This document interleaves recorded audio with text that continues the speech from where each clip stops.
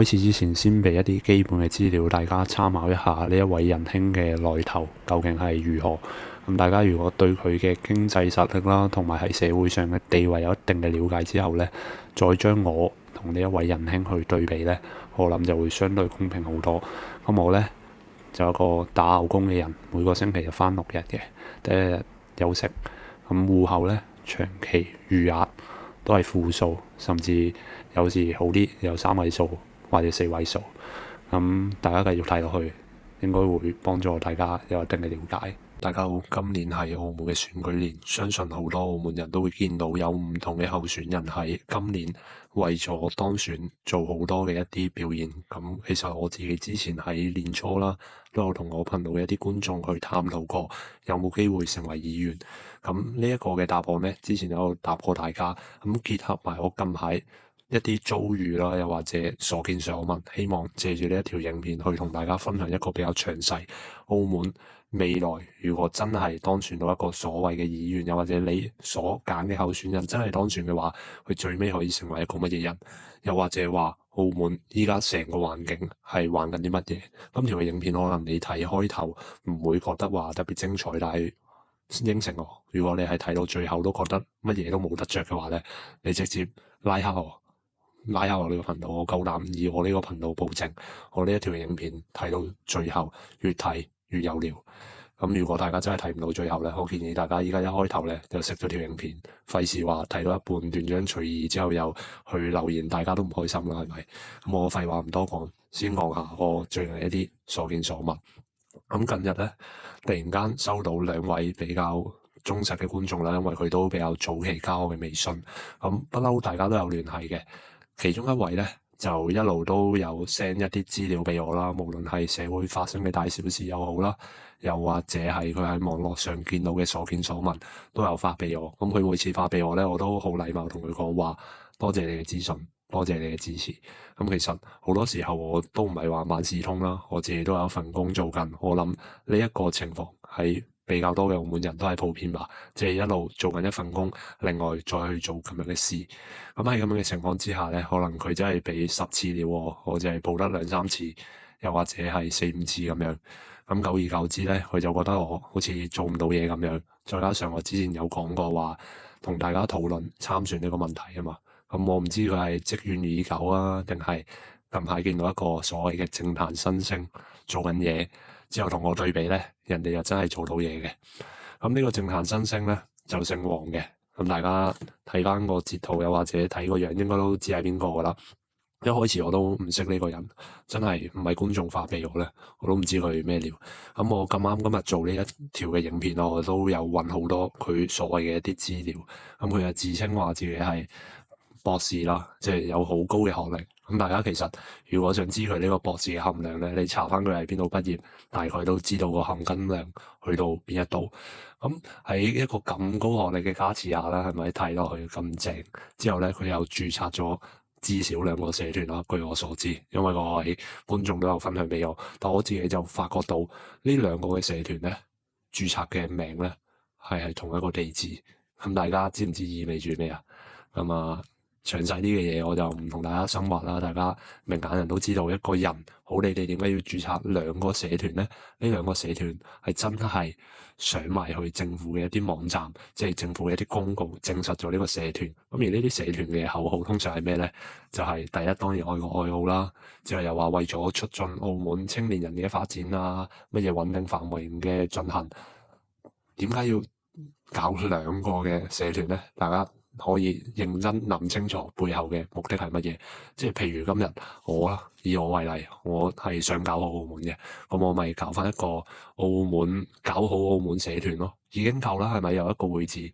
咁點解要搞2個會址？而呢2個社團其實個性質係有少少拉得遠咗，咁大家慢慢去諗啦，係咪？咁啊，又咁高學歷，之後又搞呢啲社團啦。咁澳門搞得社團嘅係咩人？大家都知啦，一定係有翻啲背景先搞得到嘅。你唔好同我講話你係富二代之後搞社團無償嘅，人哋又落街採訪，又落街乜嘢？咁呢個就係我想帶出嘅另外一個點啦。申請呢啲補助係咪真係有用翻喺個人身上呢？我同大家講一個例子啦，嗱，唔關當事人事啊。假設有一個 A 呢一個人，佢要去利用一啲補助啦。咁佢申請咗300萬嘅補助補貼，咁的確係嘅。佢明面上係唔可以袋晒呢300萬，而且佢都係要有呢一個所謂嘅明細表啊嘛，即係譬如你啲錢詳細用在邊一度，你應該都要交翻啲數俾政府睇。咁今日我攞呢一個會址，譬如我求其舉一個例子啦，海擎天嘅1樓 A， 我攞呢個社團作為會址，咁我咪要俾租金啊？咁我俾租金，市價可能係租1萬蚊一個月嘅，咁我咧就用13,000蚊租一個月，得唔得咧？咁可能大家話中間有3000蚊差價啊嘛。咁如果我租一個係我親戚個朋友咧，咁我個13,000蚊唔係3000蚊差價，係我13,000蚊我食晒。之後社團運作要人噶嘛，人手噶嘛，咁我又唔係寫自己個名啦。我今次咧就請我朋友個姑姐個阿媽個仔，得唔得咧？政府一樣查唔到噶嘛。咁大家都係聰明嘅觀眾，舉一反十，除咗呢一個租嘅會址又好啦，請嘅人又好啦，要嘅啲物資又好啦，甚至話我唔知佢會唔會競選啦。如果佢競選之後咧，又有一大堆嘅名目喺後面啦，大家都明嘅。咁大家可能聽到你呢一度，你講乜嘢啊？就算人哋都係想賺錢都好，至少人哋真係做實事啊。係啊，呢一個點咧，又係最想表達嘅一個點。今日我問大家，譬如今日有呢一個所謂嘅黃議員啦、黃博士啦，出嚟去做呢樣嘢，佢做到啲咩咧？大家依家用眼去睇佢做到啲咩啊？就係拍一啲視頻咯，拍一啲影片咯，去等大家知道佢有做嘢。咁拍呢啲嘢，身邊係咪要有人啊？我睇佢都唔係自拍啊，隔籬都有個人影住佢，證明要請一個人啦，至少要請一個人啦，係咪？大家諗唔諗到啊？即係可以諗長少少啊！你睇個畫面，隔籬係有人幫佢做呢樣嘢啊，幫佢構思呢樣嘢嘅時候，咁佢又有一個咁嘅團隊嘅時候，佢背後使幾多錢咧？你覺得一個普通人用唔用到一啲資源去做呢樣嘢咧？呢個係一個好值得大家關注嘅點。咁當佢真係做呢樣嘢啦，咁佢做嘅一啲影片又好，視頻又好，無非都係個兩碌屁嘅啫。我自己都做過採訪，我之前見佢採訪過一啲衛星場嘅人員啦，咁我都冇太深入睇佢啲片啊。我自己睇嚟睇去就係好尷尬咯，嗰啲點又答唔到上去，之後想表達嘅內容，我唔知係佢表達原因啦，定係成件事佢未策劃好。我反正又 get 唔到佢點喺邊咯。咁之後又搞下啲直播啦，又搞下啲視頻號，我都唔知點解微信視頻號咧可以允許佢直播去做啲咁嘅嘢噶啦。大家都唔係唔知國內而家咩環境噶啦，講得政治你可以用微信號去玩呢樣嘢，咁證明佢背後都有翻咁上下實力吧。有呢樣嘢嘅實力嘅時候，今日你譬如叫日更去做啊，你叫日更，你問日更夠唔夠膽將佢而家講嗰啲內容之後放喺微信嘅視頻號嗰度，我諗佢都唔夠膽吧。或者澳門任何一個講時事嘅嘢，甚至話係香港啊，又或者國外嘅，你唔使放2日啦，都俾人封咗號啦，係咪啊？咁大家真係聽咗咁耐，都會覺得喂，講到重點未啊？重點係咩咧？就我啱啱講到嘅所有嘢，其實咁又唔使一個議員，亦都唔使一個博士。簡單啲嚟講，你求其揾一個大學生都可以做到呢樣嘢。我再講多一次，今日佢所做嘅一切，唔需要一個議員，唔需要博士，淨係需要一個大學生都可以做到呢樣嘢。大家明我講咩未？即係今日，如果你係真係想為民請命嘅，又或者為社會改變一啲嘢嘅時候，你係咪真係要有的放矢，有實際嘅行動去做到呢樣嘢咧？即係今日你去拍完呢一條片之後，如果對於現實冇任何嘅改變，又或者後續冇跟進到其他嘢嘅時候，你覺得拍呢條片有用咩？呢個係我自己一路以嚟諗嘅問題。好似我喺呢一度先按秒不動，我睇翻我當初點解同一啲觀眾又或者身邊嘅朋友討論完之後，發現係唔可以去參選。原因第一，澳門做議員嘅作用咧係非常之有限。今日你去投票，你大家參考翻以往嗰啲投票記錄啦，真係立法有一啲重要嘅議案要通過嘅時候，你覺得你嗰一票影響到幾多人啊？甚至話你係拉幫結派嘅，拉幫結派到有幾多個人同你一齊去玩？你覺得以依家澳門嘅立法會嚟講，你影響到幾多人？呢個係第一點。第二點就係你可唔可以確保你自己唔會隨時俾人哋 DQ， 唔會隨時俾人哋踢出局？呢個係第二點啦。第三點就係，當你作為一個議員，真係周圍去為民發聲啊，又或者係去做好多嘅一啲實事，所謂嘅實事啦，聽民意反映出嚟，你覺得喺澳門有用嘅？我覺得比較有代表性嘅就係林宇滔嗰一組啊，即係殷慶月咧，殷生嗰個頻道，佢咪成日都會有好多仔細嘅一啲數據喺度嘅，即係你講一句，你俾咗我去投咧，我都寧願去投殷慶月嗰一組。點解？因為至少人哋做唔做到嘢還一回事，影唔影響到呢件事一回事。至少佢係有數據性去表達到呢一件事出嚟，而且佢係呈現到係大眾眼中，而且佢係有的放矢。即係我睇佢嘅影片，我可能睇咗10幾分鐘，我係有一個結論，發現原來佢做呢個議題，佢由一開始引入啦，同埋中間嘅一啲過渡，再舉一啲例子同埋實際嘅解決方法，佢有一套㗎嘛。而唔係話我出嚟拍一條片，我揾一個阿婆，揾一個衛星場嘅員工出嚟講話，我依家好慘啊！之後去揾一啲阿婆，我依家養到咁好笑啊！之後去揾一啲身邊嘅，我依家好慘。哦，完㗎啦，完㗎啦！我已經攞晒所有觀眾嘅情緒價值。呢一個就係殷慶月嗰一組嘅人，同埋另外一個所謂嘅政壇新星嗰一位觀眾，俾我分享俾我嗰一個人，我覺得最大嘅差別咯。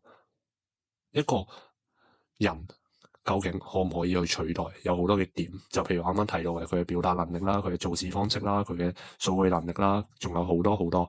但係我眼中咧，我啱啱提到嘅嗰一位政壇新星，佢真係任何一個人都可以取代到佢。講真，你今日肯拋個身出嚟，露個樣出嚟，唔好講話阿婆啊，我成街揾一堆人出嚟，日日去採訪都得啦。以我嘅表達能力，以我嘅執行力嚟講，我絕對可以做得比佢好。點解我唔咁樣做啊？講到尾，我係一個凡夫俗子，我係一個普通人啊嘛，我要養家活口啊嘛，我要打一份工啊嘛，我會唔會突然間有錢出嚟去租一個會址去搞啲咁嘅嘢啊？我會唔會突然間有錢出嚟去請一個團隊去同我鋪墊搞啲咁嘅嘢啊？我會唔會突然間有錢出嚟去參選做到後續咁多步嘅宣傳經費咧？大家可以真係諗多啲，即係你話我陰謀論又好，又或者我誤解人都好啦。大家可以根據我啱啱講嘅幾點，第一，點解一個人要開咁多社團先？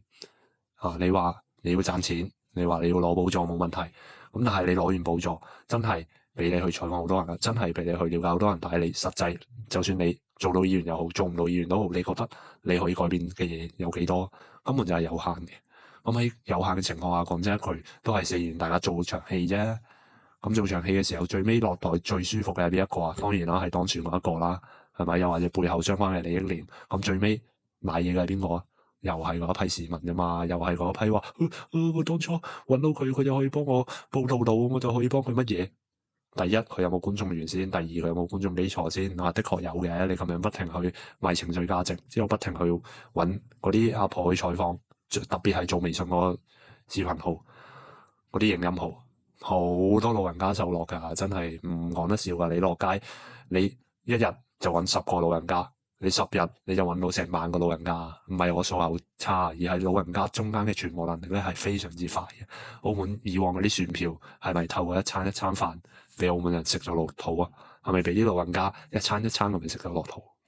咁我知今日講嘅話題有啲敏感啦。咁我想表達嘅點就係咁樣咯。當你喺澳門做一個議員，係取代性咁高嘅時候，即係任何一個人基本上都可以做到啱啱講上述嘅嘢。咁如果係咁嘅時候，我不如揾一個真係至少係歸納到成件事，真係可以表達到澳門人大部分全貌嘅人出嚟。譬如我啱啱講到殷慶月嗰一組，係咪？係咪先？即係既然大家都要俾人哋去賺嗰一筆錢，就點解唔去俾佢做咧？呢個係我個人嘅諗法啦。我都唔識阿殷慶月嘅，我都唔識佢嗰一組嘅，我都唔中意投票嘅。咁我自己就講翻自己嘅諗法出嚟俾大家去參考翻。最搞笑嘅一個點就係嗰一個所謂嘅忠實觀眾啦，佢最尾仲話我不知所謂，唔係，好似唔係話我不知所謂，話嘥氣啊，同我講都嘥氣，話我成日得個講字。點解我得個講字啊？因為我了解過啊嘛。我當初話參選嘅時候，我同大家除咗好多經，好多人去撐我噶。我點一點，我一定夠入閘啦，係咪？300個人提名咗我嗰度都有500-600個人啦。咁入到去咁啊點啫？咁啊最尾俾你半年落嚟啦，拉到票啦，真係夠選票嘅時候，你覺得呢個龍門係咪你話入就入咧？咁人哋一般個龍門，咁你點啊？你旺晒噶咯，你功又遲咗，邊個可憐我啊？到時你可憐我係咪啊？咁我自己有衡量好多噶嘛。咁我衡量好多嘅時候都唔得，我都會正式同大家講翻話，我唔玩嘅原因係乜嘢？係我自己衡量完之後，我唔覺得我需要再進一步利用觀眾對我嘅信任去透支做一樣咁樣嘅事。第一，嘥大家時間；第二，我自己咁樣做完之後對大家都冇好處。成年人嘅世界講嘅都係互惠互利。今日我當你係水魚，其實講真一句，唔使話一年半載，好快你自己都發現到。咁喺咁樣嘅情況之下，我最負責任唔係同大家講話唔玩呢一個遊戲咩？因為我自己睇通睇透啦嘛，同埋我啱啱解釋咗咁多，大家都應該都明個過程係點啦。咁之後，另外一點就係話我得把口啊嘛。我想問下大家老觀眾，如果你係新觀眾，我理解嘅，即係可能新觀眾覺得哇，你做一個咁大嘅頻道，依家都有萬幾人睇啦，之後你啲流量都唔算差，咁你應該係全職做呢樣嘢嘅喎，咁點解你唔努力啲去做多啲啊？我同大家講，我咧就返緊牛工嘅，2萬蚊一個月，又要輪更返6日嘅。我咧有小朋友嘅，我放工咧就想放多啲時間喺小朋友身上，陪伴係非常之重要嘅。當你自己個家庭都顧唔到嘅時候，你仲出去同人哋講乜嘢？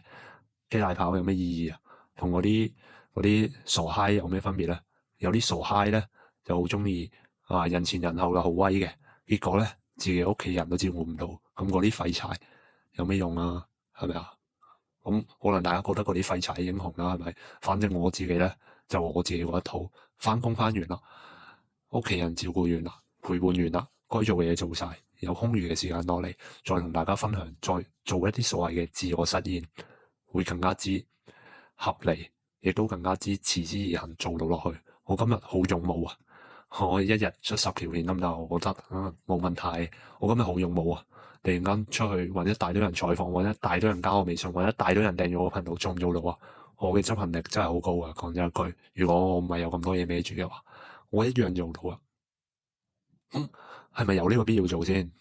咁既然你都知道我個背景係點啦，亦都知道我點解唔算議員啦，居然仲會話我得把口，話我嘥氣定係點樣？我睇完就得啖笑咁。如果覺得嘥氣嘅，覺得我個頻道咁垃圾嘅，咁大家都係成年人啫，好嚟好去冇問題嘅。之後另外有一個觀眾咧，又係好特別嘅，佢又話對我好失望。我唔知點解突然間呢幾日有一啲即係都睇咗我頻道一段時間嘅觀眾突然間對我失望，我都唔知我做錯咗啲乜嘢。講真一句，我唔欠你哋噶啦。你今日唔係俾咗20萬去包養我呢個頻道啊？係咪？都冇講話20萬啊，200蚊都唔知有冇俾過啦，係嘛？真正係支持我嘅，真正係幫我嘅，反而佢哋係喺背後默默無聞咁樣去付出。有好多係睇我片冇留言，但係佢最尾都有加我微信話，其實背後睇開我啲片係覺得真係對佢嚟講，至少提供到一啲情緒價值啦，係咪？咁突然間又有另外一個咁啱啱講話講嗰個政壇新星啦，之後覺得我得把口嗰個咧就係觀眾 A 啦。咁另外呢一個觀眾 B 咧，佢個故事又比較特別嘅。先同大家講下個前提，咁我唔開名啦，我都唔講太多個人嘅資訊啦，咁都應該唔會侵犯到佢嘅。咁佢咧之前都一路同我有傾開2句嘅，咁我都有覆佢嘅，禮貌上又好，點都好啦。之後佢有一日突然間話提議我做一啲咁樣嘅內容嘅時候咧，特別壓抑嘅時候要去俾翻多啲嘅聯絡方式，即係譬如你有需要啦，即係諗唔開啦，你可以打呢啲電話，我都聽佢嘅建議嘅，都有做嘅。之後佢就同我講話，你唔好成日鬧政府啦，你唔好成日去咁樣唱衰政府啦，咁樣我都理解嘅。之後佢就講咗佢嘅原因，佢就話佢個老公咧可能身體有啲問題啦，之後就家庭有啲需求啦，又或者有啲難處啦，應該咁樣講。之後佢打咗去社工局嗰度，結果社工局嘅咧又推薦佢去邊度，又真係攞到啲補貼喎。之後又話真係政府有派人上嚟睇，發現佢有呢個需求嘅時候咧，每個月俾到一筆錢俾佢。咁我聽到之後，我都有啲好奇啊，好奇又好啦，或者我想幫我頻道其他有需要嘅觀眾都好，因為澳門有呢一方面需求嘅人咧，即係弱勢家庭都唔少嘅，但係好多真係唔識得去揾政府幫助。咁我就正想問佢啦，你得到啲咩幫助？可唔可以講得仔細少少啊？即係譬如話你個情況係 A 呢一個情況啦。譬如話係你屋企人需要人照顧嘅，之後屋企又收入低於幾多，咁我每個月咧可以問政府攞到5000蚊又好啦，10000蚊又好啦，15000蚊又好，咁你有個數嘛，有個流程啊嘛。之後我問翻佢嘅時候，佢就話政府俾咗幾千蚊一個月佢，又話咩澳門日報基金會、讀者基金會又有俾啲資助佢嘅。咁我想問仔細啲嘅時候咧，佢又冇乜點覆我，咁我以為佢私人關係啦，咁我都費事再煩人哋。之後佢突然間咧又同我講話，澳門可以搞一個乜嘢啊？我又唔記得咗添，即係弱勢社群嗰啲系列啊。我唔知佢係咪想我拍呢一啲咁嘅影片。我當場話好啦，冇問題啊！你係咪有啲咩想分享俾我？我都希望透過分享你一啲故事，去宣揚翻俾澳門嘅市民知道，政府係真係幫到市民嘅。政府係市民需要嘅時候咧，真係可以拉到市民一把。之後結果咧，佢又冇覆我，咁我就開始有啲問號啦。咁但係都唔緊要啦，即係現實之中大家都忙咁，一時冇睇手機，同埋我自己講真一句，我覆人都好慢嘅，因為我係夜晚得閒嘅時候咧。即係搞掂晒所有嘢先會睇手機嗰一種嚟。咁之後咧，佢就突然間夜晚打電話俾我，我冇聽到。之後佢就話對我好失望定係乜嘢，我唔記得咗。因為我依家錄緊片呢部手機咧係同佢傾偈嘅。我揾下另一部手機有冇先。啊，係啊，係有。佢打俾我之後，佢突然間同我講話，我咧根本就唔知道澳門需要人幫忙。你根本唔知道澳門需要人幫忙，我組織下佢意見啫。我諗佢嘅意思就係，我根本就唔知道澳門人係需要幫忙嘅。喺法律上，你有幫助過澳門嘅市民咩？澳門每次都要法律。我俾埋個截圖大家睇啦。我唔知大家聽唔聽到明佢講咩？我真係直接問號。澳門人需要法律幫助，咪應該揾法援咩？點解要揾我咧？澳門人需要幫助，咪應該揾政府咩？點解要揾我咧？澳門人需要幫助，咪應該打去社工局，唔係應該打去明愛？點解要揾我咧？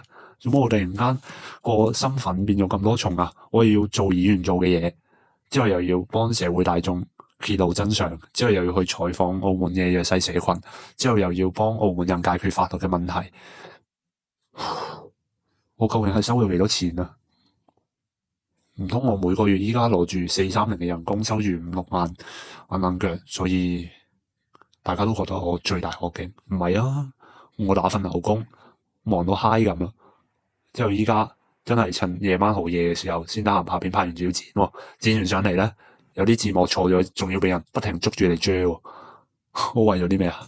講真一句，我為咗咩先？今日大家係真係攞咗幾多錢去供養我，定係點樣啊？唔係啊，呢個社會大家都唔欠大家噶。咁啊，如果你話你當初話要去選議員啊嘛，咁我都講清楚啦。我話我唔選啦，係咪？我都冇利用大家任何嘅感情啊，都冇去同大家眾籌去選議員吧？又或者你係捐咗幾多錢俾我去做呢樣嘢咧？唔係吧？係咪？咁即係大家冇欠大家，係咪？大家萍水相逢，可能你覺得我啲影片有用處嘅，係真係幫到澳門人嘅。咁你就可能會話係咯，你個頻道話幫澳門人啊嘛，點解唔幫澳門人啊？咁我幫澳門人，我已經用我力所能及嘅方式，無論係透過信息差又好啦，透過啲影片去散播一啲信息俾大家都好啦。我該做嘅都做咗噶咯，係咪？唔通你仲要我點啊？我去銀行借錢借埋俾你好唔好？唔係咁噶吧？呢個社會點解要對我期望咁高咧？當然啦。我都唔係話借住呢個藉口去鬧我啲觀眾定係點樣，但係真係講咗一句，大家成年人喺呢個社會，你鬧冇問題，但係你有冇依據先？又或者我今日同你去理論係因為我懷念你係一啲老觀眾啊，或者大家真係喺同一個頻道上面理性討論嘅。我遇上一啲唔講理據嗰啲，又或者真係有啲人個腦唔知係咪垮垮地嘅，有嗰啲留言我都直接刪咗佢啦，唔去討論啦。然後今日嘥咗成半個鐘出嚟同大家傾呢件事啦，我諗好多都唔會睇到呢一度啦。如果你睇到呢一度，你100%係一個老觀眾，可能有99%啦，可能真係有啲新觀眾得閒睇到你呢一度。咁如果你係老觀眾又好，又或者你係一個新觀眾都好，新觀眾你一定好有耐性睇到你呢一度。咁你去努力思考一下我前面講咗啲乜嘢，我成條影片帶出嚟嘅信息俾大家係乜嘢？再唔係你再睇多個頻道幾條影片，咁如果你覺得都係我錯嘅，我應該做到更加多嘢嘅，咁冇問題。你可以將你嘅慾望打落嚟，但係大家理性少少好唔好？唔好一嚟又話嘥氣，知唔知嘥氣呢個字對人有幾傷害啦？可能對其他人冇咩所謂嘅，但係嗰啲係我即係我自認為啦，我在乎嘅一啲觀眾去講出啲咁嘅説話嘅時候咧，我自己個心情都幾低落嘅，又嘥氣，之後又話我根本冇幫過澳門人，又話唔識乜嘢，唔識乜嘢，可能我真係要重新審視一下自己嘅能力。咁啊，同大家傾咗咁多先啦。唔知大家有幾多個人睇到最後？睇到最後嘅話，不妨喺下面留言啦。如果你唔方便留言，喺微信鼓勵我一句都好。呢個社會係咁噶啦，有咁多莫名其妙嘅人，但係都有好多嘅一啲忠實觀眾係無條件支持我嘅，同埋好多觀眾咧係真係身體力行去掃我碼，去轉呢一啲資助俾我咯。你話佢係咪大富大貴咧？唔係，轉得俾我嘅話咧，有90%都係打工仔，而且都係基層嗰種。但係佢哋真係不離不棄咯，真係好令我感動，所以先會堅持到依家啦。我會自己互相去平衡翻啲情緒，之後落嚟做更加多有用嘅內容俾大家。咁今日咧，單純就係不吐不快。但係我不吐不快嘅時候咧，我屈咗成一日期啊，因為我冇時間出片啦，冇時間錄片啦。我依家搞掂晒所有嘢，我瞓嘅時間少於6個鐘。唔講，祝大家有美好嘅一日。我仲要剪埋條片，我哋下條影片再見，拜拜。